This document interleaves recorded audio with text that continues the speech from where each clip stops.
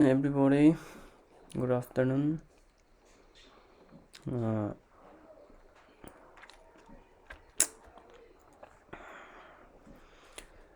Akhoi taakkadoisi ngasi kainoniko.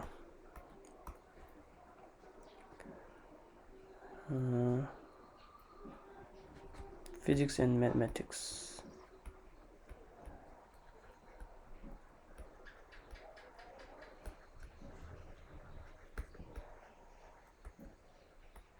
Physics and mathematics. Physics and mathematics haibsida akhoi part ahum thong khaidokani ko. Part ahum singjai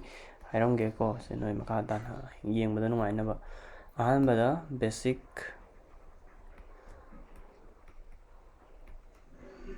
trigonometry. Tudana basic differentiation.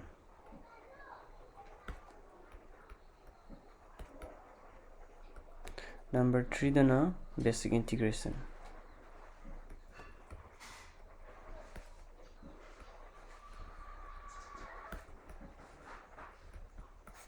Ahumje ko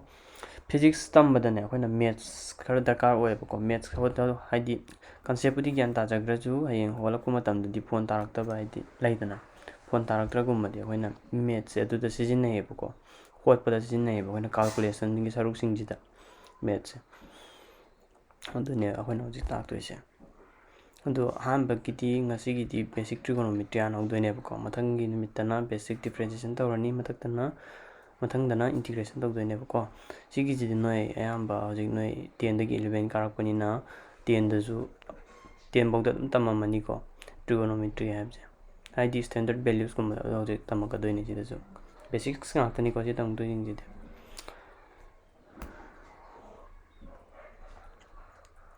ahanbada laire ko some standard values of sin theta cos theta tan theta and cosec theta sec theta cot theta sim khai chimpa pu godamni ko haidi sin 0 degree ki value hin kya no ara kan angka hola kanda the 0 ne the sin 30 degree ki na kya no hara di 1/2 ne haise se chimpa pu godawa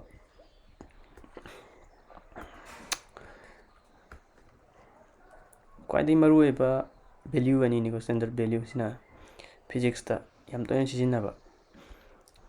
kya ba 37 degree and 53 degree puthokadoni se hoina je puthokwa haidi no ya basic keno dudi adumakti hairoi ke koi jo haidi si kamain puthora e kamain cha kamain puthokani only khangoba magi value do machagi mamang sigi hypotenuse singjidi chamanani ko side number diploma doini adu mai achobsi angle se khenara kadoini angle machai mamangda akoina number macha thamni 3 4 angle achobi mamangda na achobo kya achobo 4 noi khangamani ko kaino 10 bawta tamamani kaino do akoina side sin putoke haradi kaman puto ham tamda opposite by hypotenuse hydra base putoke haragana cos putoke haragana base upon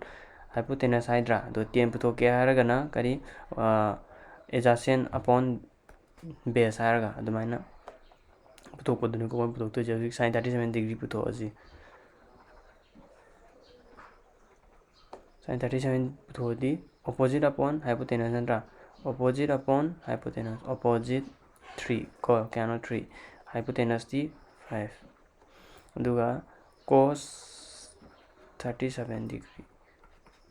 base upon hypotenuse cos ki di base upon hypotenuse base di kano 4/5 aduga sina sigi formula lejare loare si chiba bu godamni ko khaw sunga yade sin 53 degree sigi di sin di kayeba akoina opposite upon kari hypotenuse hagidra opposite 4 lere hypotenuse 5 aduga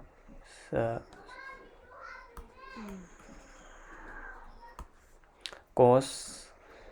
53 degree cos 53 degree gidi kya hoini base upon hypotenuse and base kya no 3 hypotenuse kya no 5 se chimpa bu da baya de se ꯐꯤꯖꯤꯛꯁꯇ ꯌꯥꯝ ꯍꯣꯠꯄꯗ ꯌꯥꯎꯔꯛꯀꯅꯤ ꯑꯪꯀ ꯍꯣꯠꯄꯗ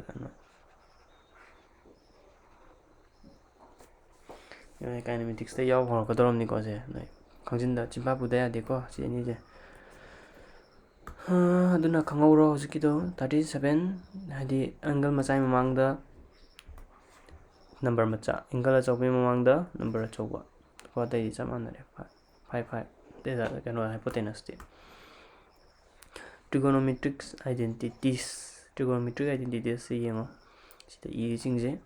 ꯁꯤ ꯑꯣꯟꯊꯣꯛ ꯑꯣꯟꯁꯤꯟ ꯇꯧꯅꯔꯁꯨ ꯌꯥꯏꯀꯣ cos square theta plus sin square theta equal to 1 sin square theta plus cos square theta equal to 1 tan square theta plus 1 equal to sec square theta 1 plus cos square theta equal to cosec square theta ko si chimpa puro ko sunya de ko ꯑꯗꯒꯤꯗꯤ ꯑꯩꯈꯣꯏꯅ ꯉꯁꯤ ꯇꯧꯔꯤꯕ ꯀ꯭ꯂꯥꯁꯁꯤꯗꯤ ꯌꯥꯝꯅ basic ꯑꯣꯏꯕ ꯀ꯭ꯂꯥꯁꯅꯤꯀꯣ ꯑꯪꯀꯁꯤꯡꯗꯣ ꯈꯪꯗꯕ ꯌꯥꯗꯦ ꯍꯥꯏꯕꯒꯤꯗꯃꯛꯇꯅꯤꯀꯣ ꯍꯥꯏꯗꯤ ꯑꯪꯀ ꯍꯣꯠꯂꯀꯥꯟꯗ ꯁꯤꯒꯤ ꯀꯩꯅꯣ ꯃꯌꯥꯝꯁꯦ ꯐꯣꯔꯃꯨꯂꯥ ꯃꯌꯥꯝꯁꯦ ꯈꯪꯗꯕ ꯌꯥꯗꯦꯕ sin 2 ꯊꯤꯇꯥꯒꯤꯗꯤ ꯀꯩꯅꯣ ꯍꯥꯏꯔꯗꯤ ꯃꯃꯥꯡꯗ 2 ꯄꯨꯊꯣꯔꯛꯑꯣ ꯁꯤꯒꯤ 2ꯁꯦ ꯑꯗꯨꯗꯤ sin ꯊꯤꯇꯥ ꯑꯃ ꯍꯥꯞꯄꯣ sin ꯊꯤꯇꯥ 2 ꯊꯤꯇꯥ ꯅꯠꯇꯦꯀꯣ ꯊꯤꯇꯥ ꯑꯇ ꯑꯗꯨꯒꯤ ꯃꯇꯨꯡꯗ cos ꯊꯤꯇꯥ ꯑꯃ ꯍꯥꯞꯆꯜꯂꯣ ꯆꯤꯝꯐꯥ ꯄꯨꯀꯣ ꯁꯤ cos 2 ꯊꯤꯇꯥꯒꯤꯅ cos square theta minus sin square theta cos square theta minus sin square theta ꯍꯥꯏꯁꯦ ꯁꯤꯗꯤ ꯆꯤꯝꯐꯥ ꯄꯨꯔꯣ ꯑꯗꯩ ꯑꯇꯩ ꯃꯈꯥꯒꯤꯁꯤꯗꯩ ꯍꯥꯏꯒꯦꯕ ꯌꯥꯝ ꯂꯥꯏꯅ ꯉꯁꯥꯏ cos square thetaꯒꯤꯗꯤ ꯑꯥꯏꯗꯦꯟꯇꯤꯇꯤ ꯐꯣꯔꯃꯨꯂꯥꯗ ꯌꯦꯡꯉꯣꯕ cos square theta ꯄꯨꯊꯣꯛꯀꯦ ꯍꯥꯏꯔꯗꯤ ꯁꯤꯒꯤ ꯄꯣꯠꯁꯦ ꯁꯣꯝꯗ ꯄꯨꯊꯣꯔꯛꯑꯣꯏꯗ꯭ꯔꯥ ꯁꯤ ꯄꯨꯊꯣꯛꯀꯦ ꯍꯥꯏꯔꯗꯤ ꯑꯗꯨꯏꯗꯤ ꯀꯌꯥ ꯂꯥꯛꯑꯅꯤ minus sin square theta पुथोखरे कहो मुतखरे से पुथोखरे अदु cos square theta दी 1 minus sin square theta सी 1 minus sin square theta दिसिदा पुरक्सेबा सी पुथोक्तोइनिको सी cos square theta minus लेंडा sin square theta गी दी हजिकी सिगी वैल्यू से पुरोबा 1 minus sin square theta जे 1 minus sin square theta दी cos square theta minus plus minus को bracket open तो D minus plus तो D sin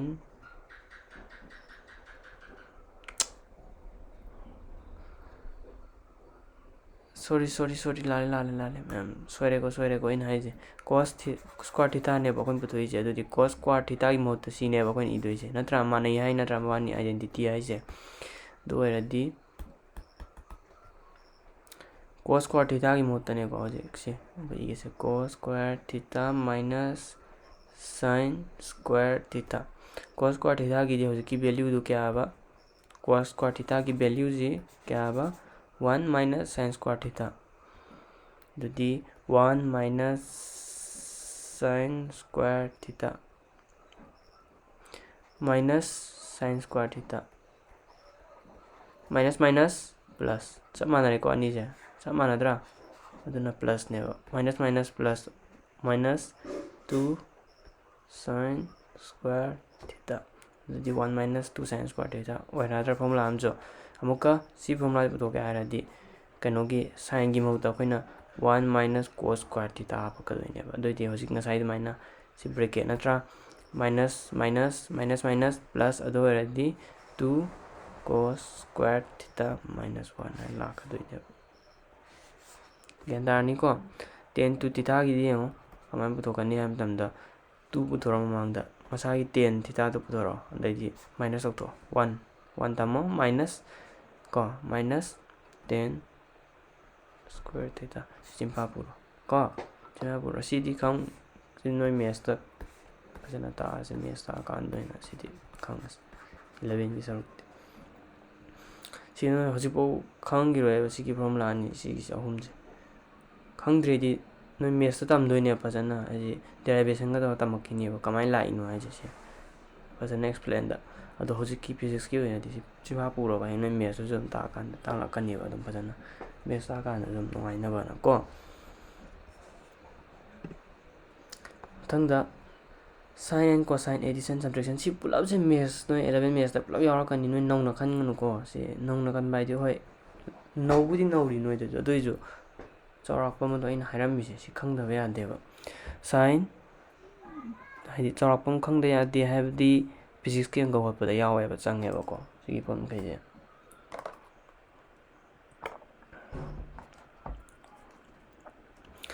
sign a + b sign a + b ꯑꯣꯏꯔꯗꯤ ꯃꯃꯥꯡꯗ sign aꯁꯦ ꯄꯨꯊꯣꯛꯑꯕ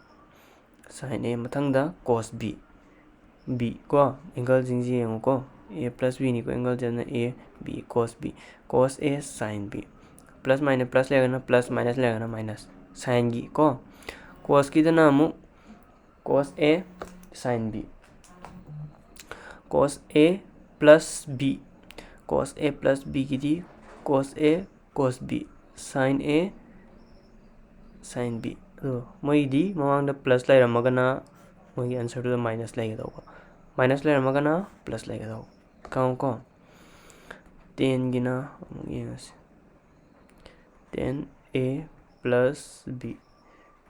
10ꯒꯤꯗꯤ 10ꯒꯤ a + ꯂꯩꯔꯝꯃꯗꯤ + 10ꯒꯤꯗꯤ ꯑꯗꯨꯝ 10b ꯇꯧꯕꯇꯕꯨ ꯃꯥꯒꯤꯗꯤ ꯗꯤꯚꯥꯏꯠ ꯂꯥꯛꯑꯅꯤꯀꯣ ꯑꯄꯣꯟ 1 ꯂꯩꯔꯅꯦꯕ ꯃꯥꯏꯅꯁ ꯑꯣꯏꯒꯗꯧꯕ + ꯂꯩꯔꯝꯃꯗꯤ ꯃꯈꯥꯗ ꯃꯥꯏꯅꯁ ꯑꯗꯨ ꯑꯣꯏꯔꯗꯤ ꯃꯜꯇꯤꯄ꯭ꯂꯥꯏ ꯇꯧꯁꯤꯟꯅꯔꯛꯑꯣꯕ 10a ꯒ 10b ꯒꯗꯣ ꯆꯞ ꯃꯥꯟꯅꯩ